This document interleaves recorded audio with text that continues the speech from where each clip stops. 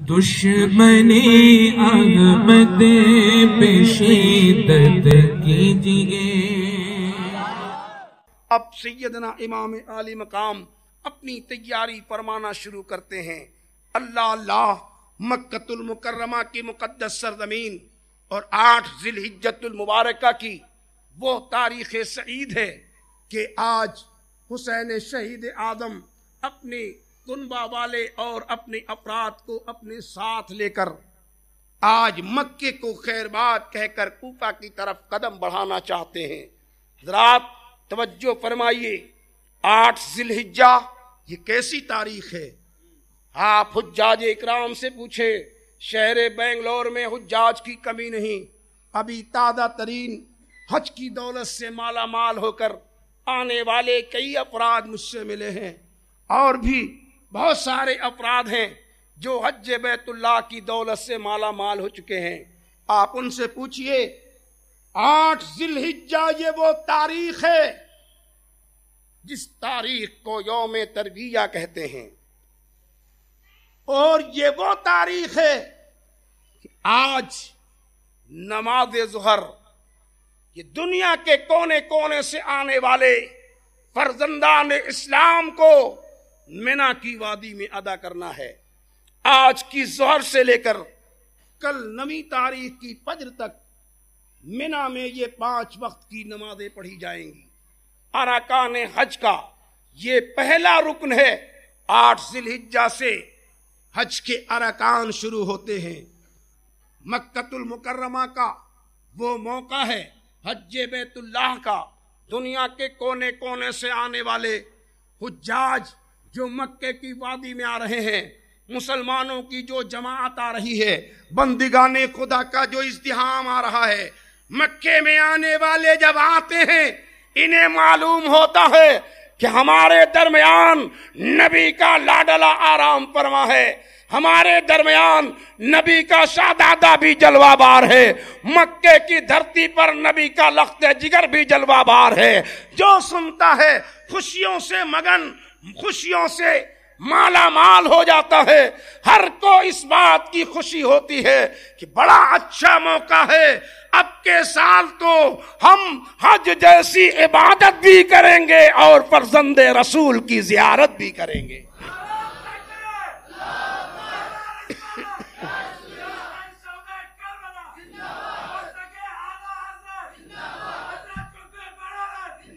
اس خیال اور اس تصور کے ساتھ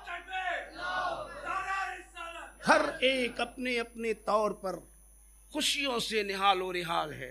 سب کو اس بات کا خیال ہے کہ آنے والے لوگ یہ سوچ رہے ہیں امام عالی مقام کی زیارت ہوگی، اور یہ سارے لوگ مینا جانے کی تیاری کر رہے ہیں۔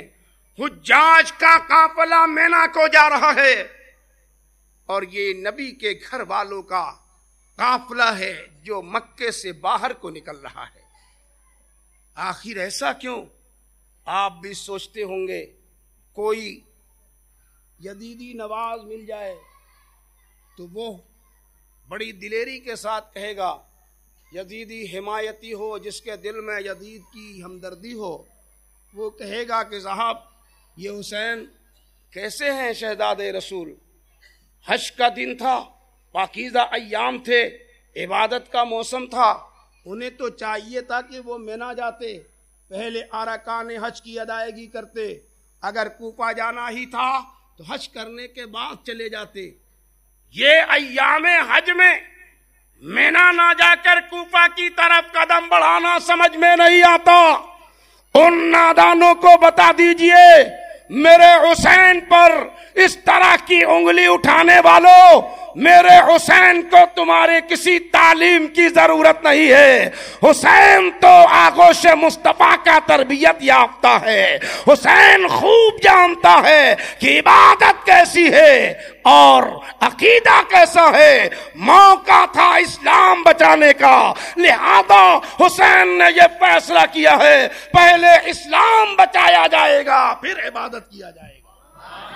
عبادت ہے حج، بات کو کیا جائے گا، اور کوفہ کی سرزمین پر اسلام کو بچانا ہے وہ پہلے کیا جائے گا۔ سارے لوگ منا کو جا رہے ہیں اور یہ کوفہ کی طرف جا رہے ہیں۔ سیدنا امام عالی مقام نے اپنا سفر جو جاری کیا ہے، اللہ اللہ منزل بمنزل گزرتے ہوئے سیدنا امام عالی مقام دوپہر کے وقت میں ایک ایسے سنسان بیابان میں پہنچتے ہیں جہاں کی وحشت ناکی بربریت نحوست ایسی ہے کہ خیمے کے اور اس قافلے کے کسی ایک فرد کا ایک پل کے واسطے بھی دل نہیں لگتا۔ ہر کوئی گھبرا رہا ہے، الجھ رہا ہے۔ یہ دوپہر کے وقت جو قافلہ پہنچا، سیدنا امام عالی مقام بھی اس میدان سے آشنا نہیں ہے۔ ہر کوئی میدان کی نحوست سمجھ رہا ہے اور ایک پل کے لیے کسی کا جی نہیں لگ رہا کہ کسی مسافر کا گزر ہوتا ہے، اور مسافر جب گزر رہا ہے سیدنا امام عالی مقام نے اس مسافر کو روک کر اس سے پوچھنا چاہا کہ بتاؤ یہ کون سا میدان ہے، اس میدان کا کیا نام ہے؟ مسافر نے کہا یہ وہ میدان ہے جس کو ماریا کہتے ہیں۔ سیدنا امام عالی مقام نے ارشاد فرمایا کیا اس کا کوئی دوسرا بھی نام ہے؟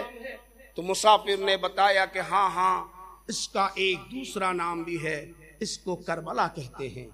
اللہ اللہ، یہ لفظ کربلا جو امام عالی مقام کے گوشے سماعت سے ٹکرایا، کانوں میں کربلا کا جو ہی نام پہنچا، سیدنا امام عالی مقام نے ایک سرد آنکھ کھینچی، ایک چیخ سی بلند ہو گئی۔ قافلے کے لوگ سب اکٹھا ہو کر امام عالی مقام سے دریافت کرتے ہیں، یا امام کس چیز نے آپ کو تکلیف پہنچایا؟ یہ اچانک آپ کی چیخ کیوں بلند ہو گئی؟ تو شہید اعظم ارشاد فرماتے ہیں یہ وہ میدان ہے کہ جنگ صفین کے موقع پر میرے والد گرامی کا اسی میدان سے گزر ہو رہا تھا، اور سفر کے دوران والد گرامی نے اس میدان میں قیام فرمایا تھا۔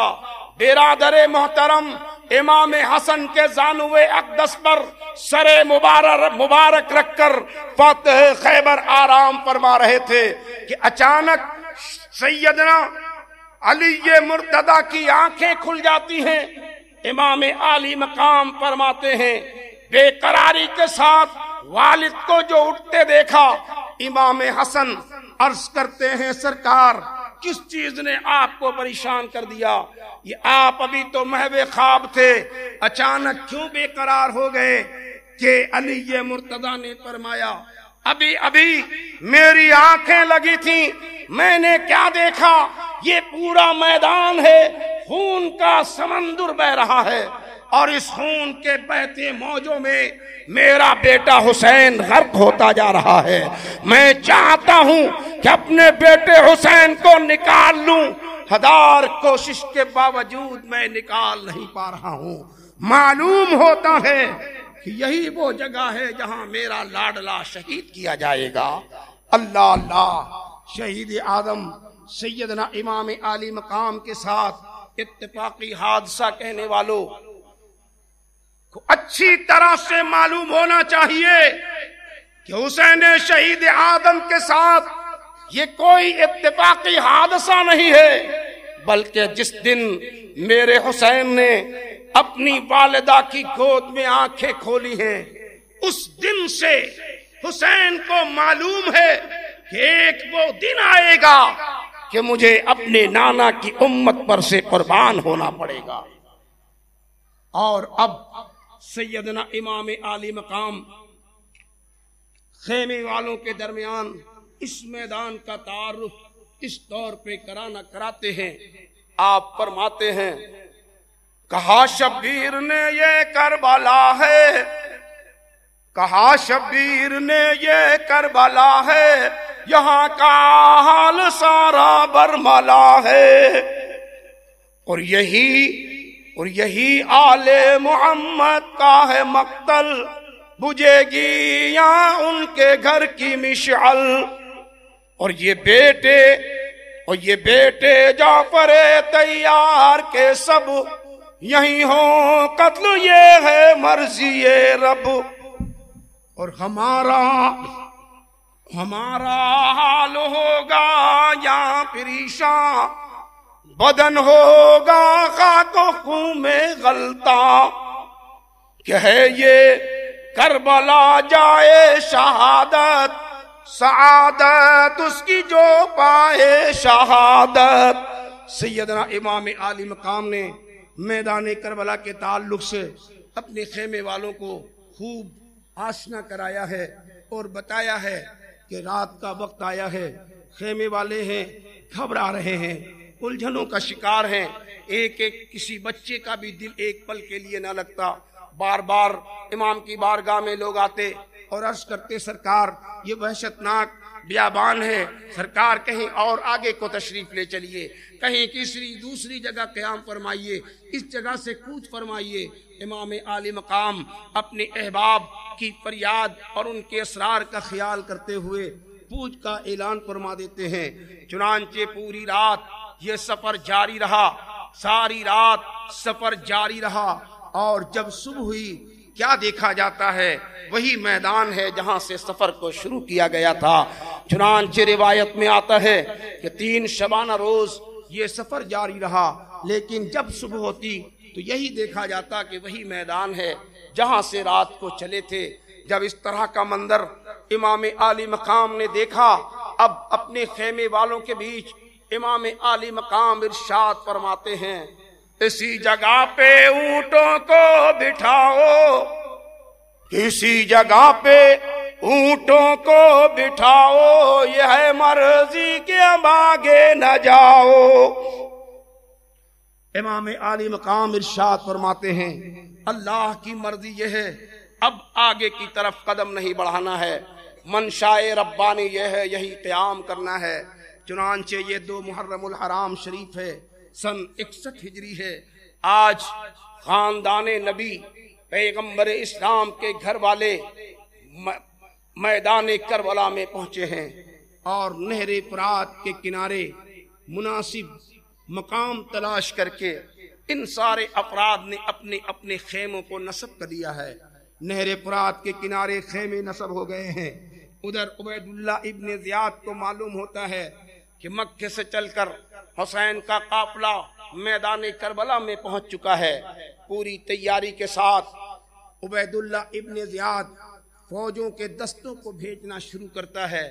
یکے بعد دیگر سپاہی میدان کربلا میں آتے جا رہے ہیں، ٹولی بنا بنا کر، ٹکڑے بنا بنا کر میدان کربلا میں سپاہی اترتے رہے۔